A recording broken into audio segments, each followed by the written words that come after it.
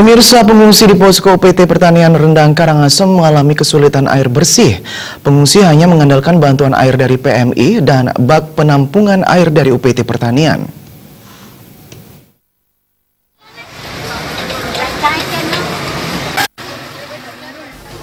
Tim evakuasi Iwayan Suradnya menyatakan, pengungsi di posko UPT Pertanian Rendang Karangasem mengalami kesulitan air bersih sejak 2 hari lalu. Hal ini disebabkan gardu listrik pecah sehingga PDAM tidak bisa mengalirkan air. Menanggapi kondisi tersebut, tim evakuasi dari posko pertanian mengisi bak penampungan air dan kebutuhan air untuk memasak dan MCK dibantu oleh PMI.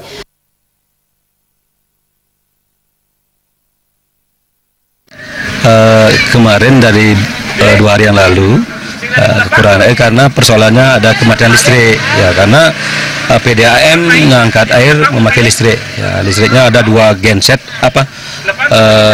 gardu yang 2 pecah di bagian utara sehingga listrik mati 2 hari. Nah, terkait dengan itu kami di sini di pertanian punya inisiatif memanfaatkan bak air yang ada di pertanian, kita isi bersama-sama dengan teman-teman di PMI ya, sehingga untuk air kebutuhan untuk paling tidak untuk makan, untuk masak terpenuhi.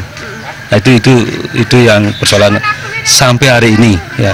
Nah, kemudian untuk listrik hari ini memang ada gangguan, dari udah hampir 2 malam listrik tidak bisa masuk karena ada gangguan di instalasi. Pengungsi asal Simpar Besaki Wayan Balik menyatakan kondisi pengungsian yang kesulitan air menyebabkan pengungsi sulit memenuhi kebutuhan air bersih. Pengungsi harus mengantre untuk bisa mendapatkan air.